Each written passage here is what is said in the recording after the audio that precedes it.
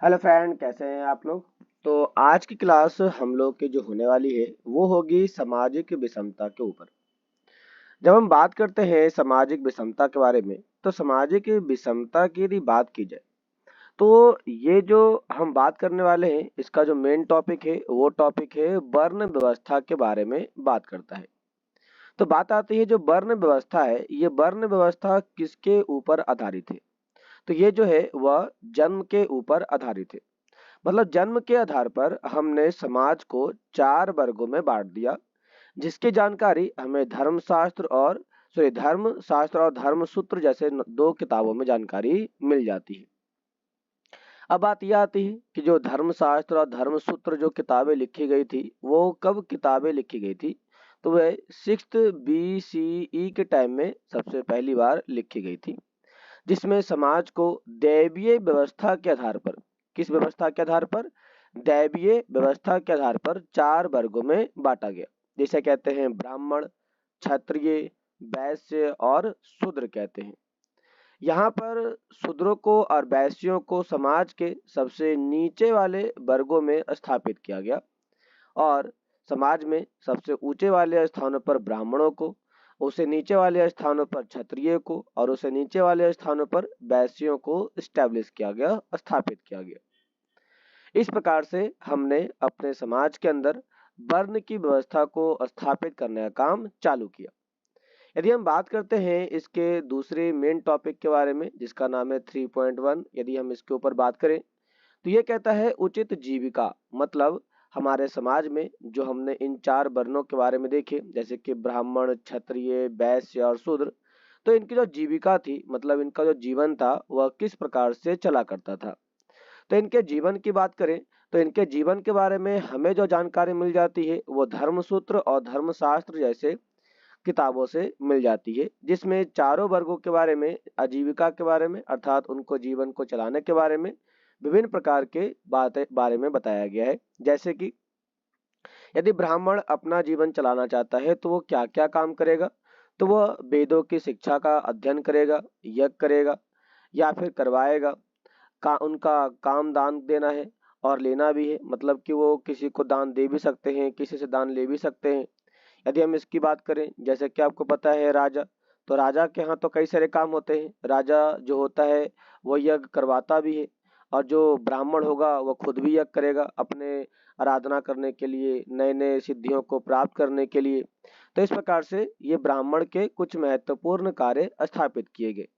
अब यहाँ पर मैंने इसके बारे में लिख दिया, वो अध्ययन करता है, किताबों का अध्ययन करता है, वेदों का अध्ययन करता है, वेदों की शिक्षा को पढ़ाता है, खुद पढ़ता भी है, यज्ञ करता भी है और करवाता भी है। मतलब वो खुद भी यज्ञ करेगा और दूसरे का यज्ञ करवाएगा भी।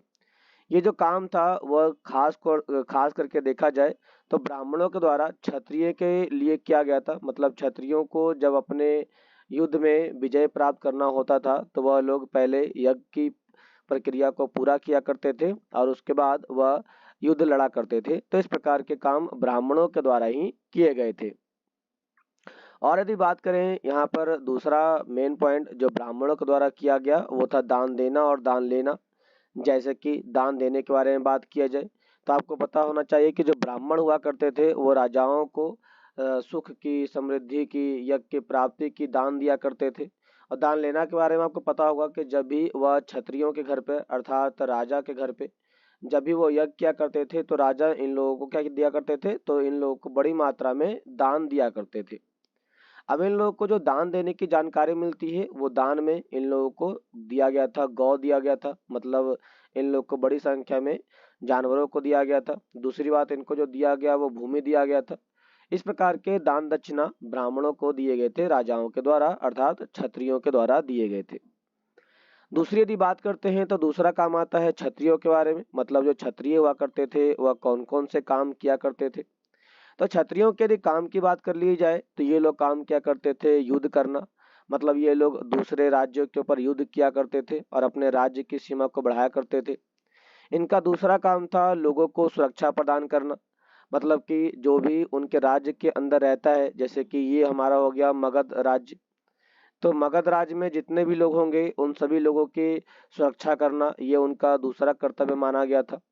इनके तीसरे कर्तव्य की बात करते हैं तो न्याय करना, मतलब किसी के साथ यदि कोई भेदभाव हो रहा है, जैसे किसी ने चोरी कर लिया हो, किसी ने डकैती कर लिया हो, या फिर किसी का मार काट कर लिया हो, तो इस प्रकार से जितने भी समस्याएं हुआ करती थी उनको सुलझाना अर्थात लोगों को न्याय देना इनका मेन काम था। दूसरा मेन काम था वेद पढ़ना। आपको पता है कि जो राजा के बेटे हुआ करते थे, बड़े बड़े बेटे, वह वेदों के अध्ययन करने के लिए गुरुकुल जाया करते थे, जैसे कि राम, लक्ष्मण, भरत, शत्रुघ्न। तो ये लोगों ने क्या किया, इन लोगों ने बड़ी मात्रा में वेदों का अध्ययन करना चालू किया। इसके साथ साथ ये लोग यज्ञ करवाया करते थे, जैसे कि आपको पता होना चाहिए। यहाँ से हमें जो यज्ञ की जानकारी मिल जाती है वह दो प्रकार के यज्ञ की जानकारी मिल जाती है, जिसे हम कहते हैं अश्वमेध यज्ञ और दूसरा था राजसूय यज्ञ। तो जो राजसूय यज्ञ था वह एक्चुअल में अपने राज्य को बढ़ावा देने के लिए और अपने राज्य के सूर्य को कभी अस्त ना होने के लिए यज्ञ करवाए गए थे। इनके साथ साथ इनका मेन काम था दान दक्षिणा देना, लेकिन किनको देना, ब्राह्मणों को। किस लिए देना, तो वह अपने यज्ञ कराने के लिए, राज्य की समृद्धि के लिए और हवन करवाने के लिए, जैसे कई सारे कामों करने के लिए यहाँ पर क्षत्रियों के द्वारा ब्राह्मणों को यज्ञ करवाने के लिए दान दिए गए थे। तो ब्राह्मणों के द्वारा कौन कौन से काम किए गए, तो इनके द्वारा जो सबसे पहला काम किया गया वो था अध्ययन करना। दूसरा काम था वेदों की शिक्षा ग्रहण करना। तीसरा काम था यज्ञ करना और दूसरा करवाना। चौथा काम था, उनका काम था दान देना और उनसे दान लेना। ये कुछ इनके मेन काम शामिल किए गए थे। यदि बात करते हैं क्षत्रियों के बारे में, तो इनका मेन काम कौन कौन से थे, तो पहला इनका मेन काम था युद्ध करना था। दूसरा मेन काम था लोगों को सुरक्षा प्रदान करना था। तीसरा मेन काम था न्याय करना। चौथा मेन काम था वेद पढ़ना और पांचवा मेन काम था यज्ञ करवाना। छठा मेन काम था दान दक्षिणा देना। ये इनके कुछ मुख्य कार्यों के बारे में बताया गया। अब यदि हम बात करते हैं, यहाँ पर हमने पहला टॉपिक पढ़ लिया, पहला मेन पॉइंट पढ़ लिया ब्राह्मणों के बारे में। दूसरा हमने पढ़ लिया क्षत्रियों के बारे में। अब तीसरे जो कार्य बात करते हैं वो बात करते हैं वैश्यों के बारे में बात करते हैं। तीसरा वैश्यों के बारे में, मतलब वैश्य जो हुआ करते थे वो क्या काम किया करते थे, हम अब इसके ऊपर बात करते हैं। तो जो इनका मेन काम था वो मेन काम था कृषि करना, गांव पालना, मतलब गायों को पालने का काम हुआ करता था। और तीसरा मेन काम था व्यापार का काम, मतलब ये लोग एक राज्य से दूसरे राज्य, एक देश से दूसरे देश में व्यापार किया करते थे और बड़ी मात्रा में जानवरों को पाला करते थे। और इससे जो भी इनको प्राप्त हुआ करता था, जैसे कि दूध हो गया, दही हो गया, मक्खन हो गए, इन सभी को ये राजा को, मतलब क्षत्रियों को कर के रूप में दान दक्षिणा दिया करते थे। कृषि का इनका मेन काम था। और इस प्रकार से इन तीनों ही कार्यों के माध्यम से वैश्यों ने ऊपर के दोनों ही वर्गों की क्या की, तो सहायता करने का काम चालू किया। कैसे, तो कृषि के माध्यम से वो लोग अनाज का उत्पादन किया करते थे और क्षत्रियों को और ब्राह्मणों के जीवन यापन के लिए दिया करते थे। गायों को पालते थे तो गायों से जो दूध आया करता था, उनसे जो हमें दूध हो गया, मक्खन हो गया, मलाई हो गया, जो भी प्राप्त हुआ करते थे वो ब्राह्मणों को और क्षत्रियों को दिया करते थे। व्यापार के माध्यम से क्षत्रियों के राज्य का विस्तार किया करते थे। तो इस प्रकार से जो वैश्य हुआ करते थे वह राज्य के विकास में महत्वपूर्ण भूमिका निभाया करते थे। तो ये तो हो गए इनके मुख्य कामों के बारे में। हमारे समाज का जो चौथा मुख्य भाग है वह है शूद्रों के बारे में। तो हम बात यहाँ पे करने वाले हैं जो शूद्र हुआ करते थे वो कौन कौन से काम किया करते थे, उनका मुख्य उद्देश्य क्या हुआ करता था। तो इनका मात्र एक ही उद्देश्य था, जीवन का एक ही उद्देश्य था, और वो था तीनों उच्च वर्णों की सेवा करना। क्या मेन काम था, तीनों उच्च वर्णों की सेवा करना। अब इसका मतलब ये हो गया, जो तीन उच्च वर्ण होंगे उसमें से तुम्हारा पहला आएगा ब्राह्मण हो जाएगा, दूसरा तुम्हारा हो जाएगा क्षत्रिय, और जो तीसरा हो जाएगा वो हो जाएगा तुम्हारा वैश्य। तो इन तीनों की सेवा करने का जो मुख्य काम था वह शूद्रों का था।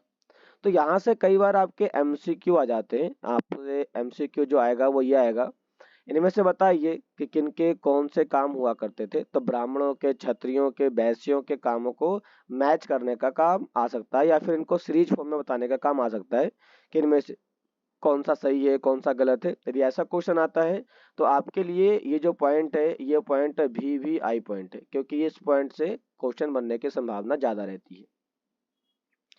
चलते हैं नेक्स्ट पैराग्राफ की ओर। तो कहता है कि इन नियमों का पालन करवाने के लिए ब्राह्मणों ने 2-3 नीतियां अपनाई थी। अब कौन कौन से नियमों के पालन करने के लिए, तो इनके द्वारा जो कहा गया वो था वर्ण व्यवस्था।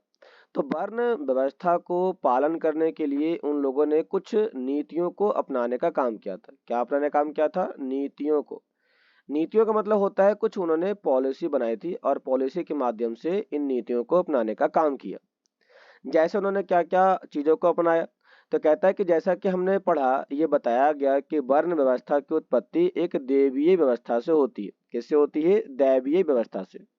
और दूसरा, वे शासकों को यह उपदेश देते थे कि वे इस व्यवस्था के नियमों का अपने राज्यों में अनुसरण करें।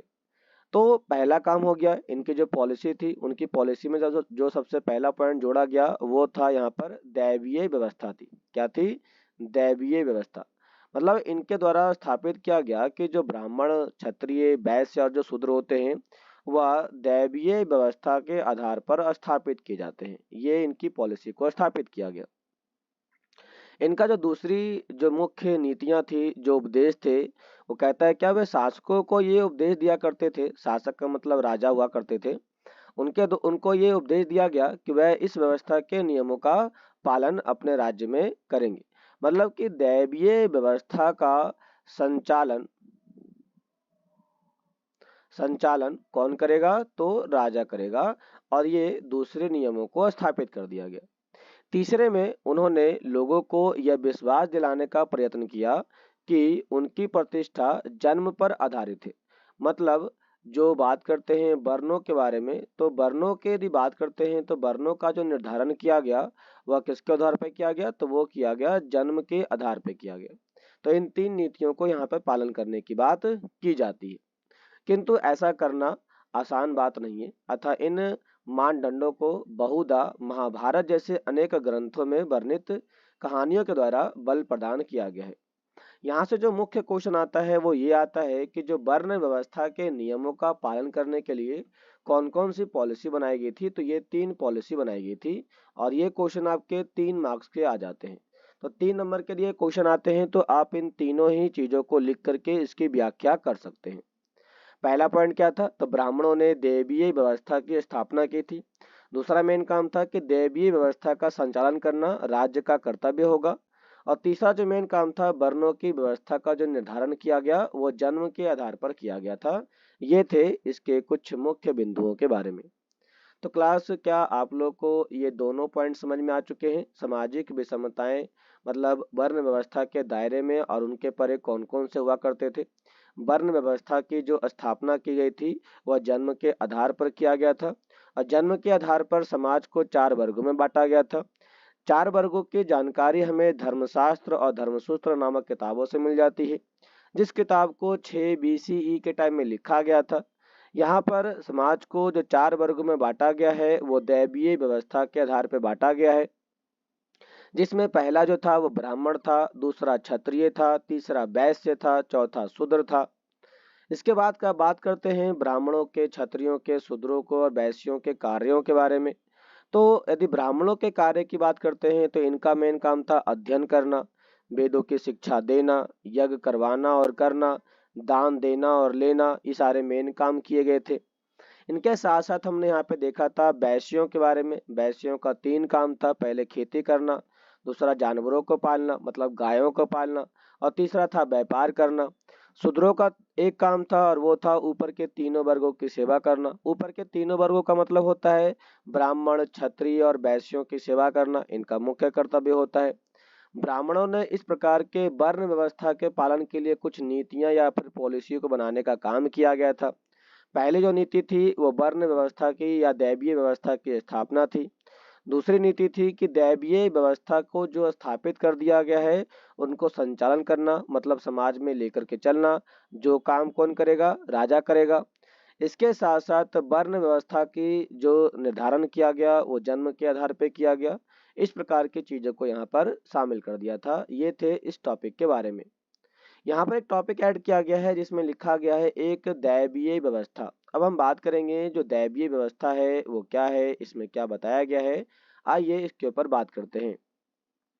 कहता है अपनी मान्यता को प्रमाणित करने के लिए ब्राह्मण बहुधा ऋग्वेद के पुरुष सूक्त मंत्र को उद्धत करते हैं। मैं इसके पहले मार्कर को चेंज कर लेता हूँ, उसमें कुछ खास साफ साफ दिखाई नहीं पड़ रहा है। तो यहाँ पे कहता है कि अपनी मान्यता को प्रमाणित करने के लिए, मतलब जो ब्राह्मण हुआ करते थे उन्होंने बताया कि समाज में सबसे ऊंचा का जो वर्ग होता है, 1 नंबर का, वो ब्राह्मणों का होता है। इसके बारे में उन्होंने इसको स्थापित करने के लिए ऋग्वेद के पुरुष सूक्त मंत्र को उच्चारित किया है, पुरुष सूक्त मंत्र को अपनाने का काम किया है, और इसके माध्यम से इन्होंने बताने का प्रयास किया कि समाज में ब्राह्मणों का जो स्थान होता है वो सबसे ऊपर होता है। जो आदि मानव पुरुष की बलि का चित्रण करता है, जगत के सभी तत्व जिनमें चारों वर्ण शामिल है इसी पुरुष के शरीर से उपजे हुए हैं। मतलब उन्होंने बताया कि जो दैवीय व्यवस्था की जो स्थापना की जाती है, इसका निर्धारण हम जो करते हैं वह किससे करते हैं, तो वह हम ऋग्वेद के माध्यम से करते हैं। ऋग्वेद के माध्यम से ही यहाँ पर बताया गया है कि दैवीय व्यवस्था में ब्राह्मणों की उत्पत्ति कहाँ से होती है। तो कहता है कि जो ब्राह्मण होता है वह उस महान पुरुष के मुंह से जन्म लेता है, उसकी भुजाओं से जन्म लेता है क्षत्रिय। वैश्या जो होता है वह उस महान पुरुष के जंघा से जन्म लेता है और पैरों से जन्म लेता है शूद्र। इस प्रकार से दैवीय व्यवस्था की स्थापना को बढ़ावा दिया गया। यहाँ से जो क्वेश्चन आता है वो क्वेश्चन आता है 2 नंबर का क्वेश्चन आता है, जिसमें ये पूछा जाता है कि जो दैवीय व्यवस्था है वो क्या है और ये किस प्रकार की चीजों की स्थापना करता है। तो दैवीय व्यवस्था ऋग्वेद के पुरुषोक्त मंत्र में पुरुषोक्त मंत्र से लिया गया है, जिसमें समाज को 4 वर्गों में बांटने के सिद्धांत की स्थापना की गई है, जिसमें कहा जाता है कि एक महान पुरुष के शरीर से इन चारों ही वर्गों की उत्पत्ति होती है। ब्राह्मणों की उत्पत्ति होती है मुंह से, क्षत्रियों की उत्पत्ति होती है भुजाओं से, वैश्या की उत्पत्ति होती है जंघा से, और शूद्रों की उत्पत्ति होती है पैरों से होती है। इस प्रकार से इसमें बताया गया। इसको समझने के लिए हम यहाँ पर इसका डायग्राम बना सकते हैं। जैसे कि यदि बात करते हैं ब्राह्मणों के बारे में, तो ब्राह्मणों की जो उत्पत्ति होती है वो होती है मुंह से होती है। दूसरी बात कर लेते हैं क्षत्रियों के बारे में, तो जो क्षत्रियों का उदय होता है ये उदय होता है उनकी भुजाओं से, क्योंकि क्षत्रिय जो होते हैं वह भुजाओं से लड़ाई करते हैं, इसीलिए इनको भुजाओं के माध्यम से दर्शाया गया है। अगला जो होता है वो होता है वैश्य, और जो वैश्य होता है इसका जो जन्म होता है वो होता है जंघा से होता है। जो चौथा होता है उसे हम कहते हैं शूद्र कहते हैं, और शूद्र का जो जन्म होता है वह पैर से होता है। तो इस प्रकार से दैवीय व्यवस्था की स्थापना कर दी गई और जिसकी जानकारी हमें ऋग्वेद में मिल जाती है। तो ये तो थे आज के कुछ मुख्य बिंदुओं के बारे में, जिसमें हमने समाज के अंदर वर्ण व्यवस्था और उनसे संबंधित कुछ महत्वपूर्ण बिंदुओं के ऊपर चर्चा की। इसके बाद हम नेक्स्ट टॉपिक में बात करेंगे क्षत्रिय राजा के बारे में, और उसी से संबंधित हम इसमें कुछ उनके कर्तव्यों के बारे में बात करेंगे। तो आज क्लास यहीं तक। ये वीडियो आपको कैसे लगे जरूर बताइए, और वीडियो को लाइक से सब्सक्राइब जरूर करें। मिलते हैं नेक्स्ट क्लास में, तब तक के लिए धन्यवाद।